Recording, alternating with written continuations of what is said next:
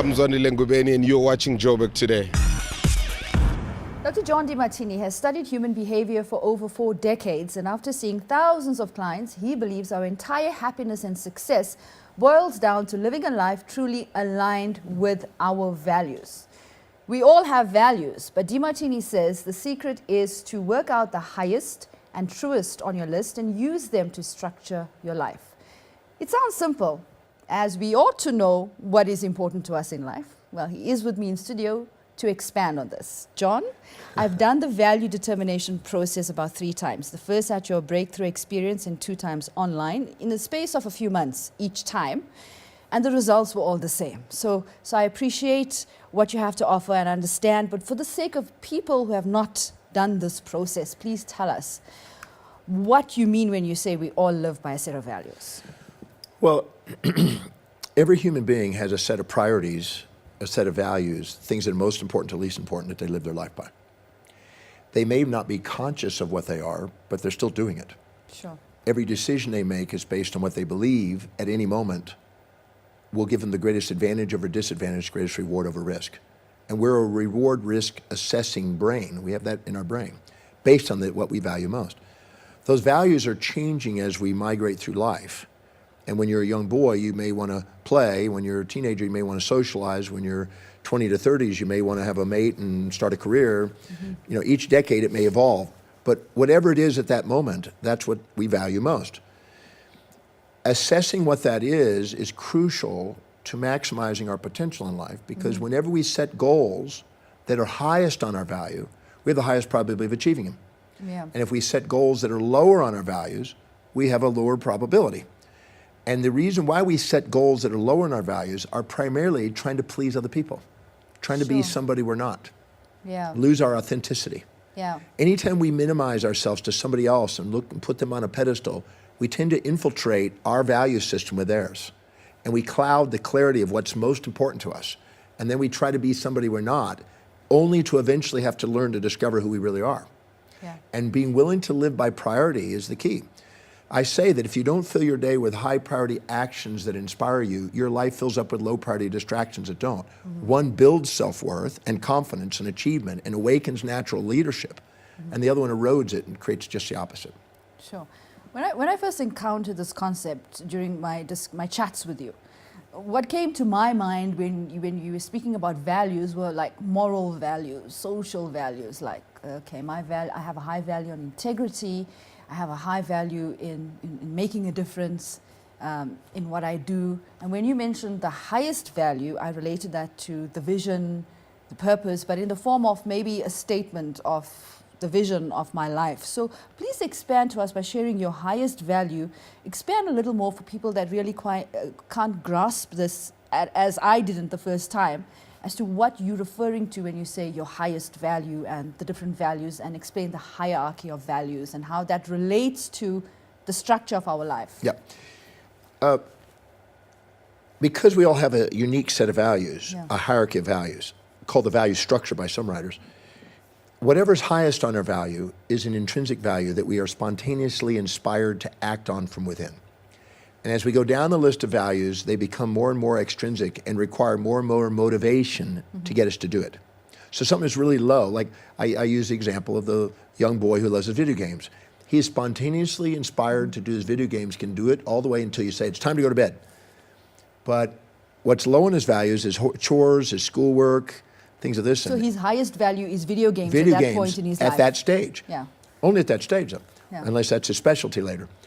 But if whatever's low in his values, you'll have to incentivize him to do it, right? If you don't do it, I'm going to punish you. If you do it, I'm going to give you this reward. Sure. And so anytime you need motivation, you're doing something that's not intrinsically valuable to you. It's an extrinsic value. And I always say motivation is always a symptom of not caring about people and communicating in their highest values, in companies or in governments even. So we are going to need an external stimulus constantly to keep us doing the things that are low on our values, but we are spontaneously, intrinsically called. It's called the calling in theology, the call to do the thing that's highest. The highest value was known, even in the ancient Greeks, how important it was. And they called it the telos, which meant the end in mind. the final cause, the primary objective. Napoleon Hill, in his book, Think and Grow Rich, called it the chief aim. And finding out what that highest one is and structuring your life around that is the key to greatest achievements. Sure. Because that is the purpose. That is the most meaningful thing. The ancients knew that that telos was so important that they made a whole study of it called teleology. And the study of teleology is a study of meaning and purpose.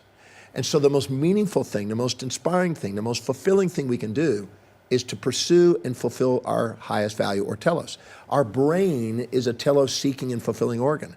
It's doing everything it can neuroplastically to maximize the fulfillment of that telos, that highest value. So if you're setting goals, if you know what that is and determine what that is and start setting goals accordingly, you immediately will have more achievement, more accomplishment, more self-worth, more expanded vision, more accomplishment in your life than if you don't.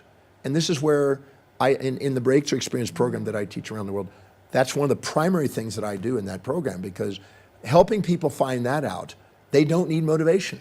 I don't need motivation to do what I do today. I haven't needed motivation for 45 years to do researching and teaching. Sure. But I would need motivation to clean and cook and do domestic things and things like that, which I delegate. Wisdom is not doing low priority things, but to learn how to structure your life to be rewarded doing what you love, so you don't have a vocation-vacation split. You're doing what you love to do. You're getting paid to do that, so you can then afford to delegate lower priority things, so you can live an inspired life instead of having to weigh yourself down on things that self-depreciate.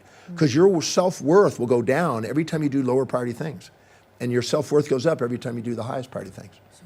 So that's crucial to determine what that value is. That's why I put the value determination process together. And I find it quite fascinating, you know, having done that process, gone through that process 3 times to get the same results, etc. But what was fascinating for me, John, is actually coming to terms with the results of that, okay? Because sometimes you have a fantasy of where you would want to be, and when you actually look at that list, it does not project that. It shows where you are. So how does that help you to actually move forward? I know it's helped me, but I'm asking you this question for the benefit of others. It takes out the fantasy and puts in the reality. That's important. Let me give you an example. I was here at the Success Summit a few years back, speaking to, I guess, about 5,000 people at the convention center. And I asked people, I said, how many of you would love to be financially independent? And every hand went up, boom, immediately. And people are, you know, giggling and laughing, yeah, yeah. And then I said, how many of you are financially independent? And there was a handful of people with their hand left. And I said, what percentage of the population reaches financial independence? And it's less than 1%. So I said, so 99 to 100% of you had your hand up, but less than 1% actually obtain it. So that means that somehow 99% of you are either living in a delusion, or you are the 1% on the planet sitting in this room today. And I said, your hierarchy of values dictates your financial destiny. Because what you value most is what you're going to find money and spend on. And what you value least, you're not going to find money and not spend on it. So you're going to spend money. So if you have a higher value on buying immediate gratifying consumables that depreciate in value, and you have that as a higher value than buying assets that appreciate in value, financial independence is not going to happen. You're going to be working your life as a slave for money and never have it work for you as its master. So your hierarchy of values dictates your decisions and how you manage money and how you manage everything in life. So that's why it's so crucial to know what it is. And when people go through and do a value determination process, the stats show it. I've had 80,000 people go through the Breakthrough Experience, and I've had them do the value determination. And it's less than 1% that have wealth building up in the top 4 values. Yeah. So the reality is that people want the lifestyle of the rich and famous, and they want all kind of immediate gratifications, and they're because they're not congruent and they're not fulfilled, the unfulfillment makes them look for immediate gratifying behavior, a dopamine fix to get high. And so what happens is they're living vicariously through other people's brands instead of building a brand around their own life. And so as a result of it, they have this internal conflict. And so when they do their value determination, it's shocking sometimes, because the fantasy that they're holding on to, which is what makes them self-depreciate, because that's what a fantasy does, is all of a sudden hit, shocked, and grounded. And now you can set real goals that are congruent, that are in real time, that are objective, that you'll take actions in the executive center and strategically plan and go and make things happen. And your self-confidence, self-worth, your achievements all go up the second you're congruent. You're right, it is shocking. It was shocking for me to actually look at that. But the flip side of that was that I was in a position to applaud myself because the values really demonstrated to me that I'm doing everything that I always wanted to do. But my mind was future orientated. So I was projecting my future values and went into slight shock mode. But I did not validate the efforts that I had made to get to the X marks the spot, which was displayed on that value list. So this is a roadmap in a way for a person. Well, I think it's one of the most crucial things. The reason I put it on my website, and it's a complimentary thing that people can do, it takes about 30 minutes of their time, and it's 13 questions. How do you fill your space? Because things that are really, really, really valuable to you, you keep around you. And things that are not, you toss. If I gave you something that had zero value, the second I'm out the door, you put it in the trash, unless you have a friend that you think might use it. You don't know what to do with it. But things that are valuable to you, you keep around. I have got a gift from one of my colleagues, and he gave me cufflinks that say love and wisdom on them. Lovely. Okay, that's what I'm dedicated to, love and wisdom. So those are important. They travel wherever I go. But I've also been given gifts that I don't know what to do with. I just have to toss them because I can't carry them around. I get a bottle of champagne given to me. I don't drink. So I leave it at a hotel or I find somebody to give it to. So things that are really, really valuable to you, you keep around you in your space. You spend time on them. You're organized around them. You are energized by them. You find money for those things. You think about it. You visualize it. You talk to yourself about it. You talk to other people about it. You're inspired by it. You have a goal to achieve something around it, and you like to learn about it. Those are signs that are objective signs that let you know what you really value. So unless you have an objective means to find out what your values are, you can just throw out their fantasies, like I want to be financially independent, like the people in the room.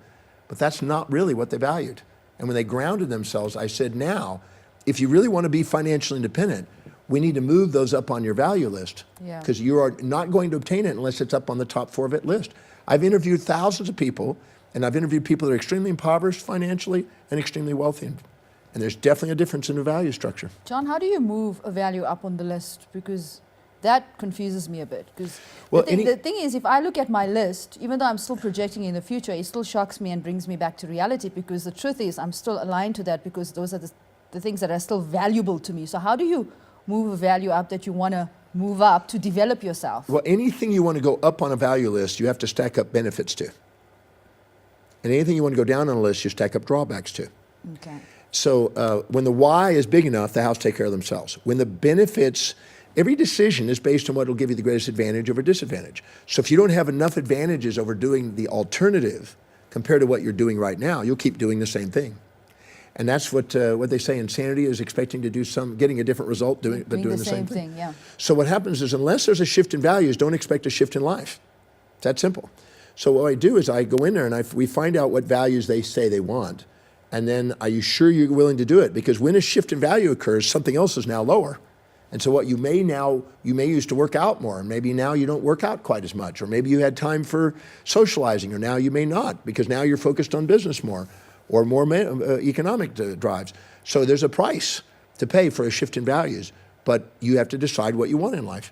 And some people, when they're 40s or so, and 50, they go, my God, I've never saved a penny in my life. And who's going to take care of me when I'm older?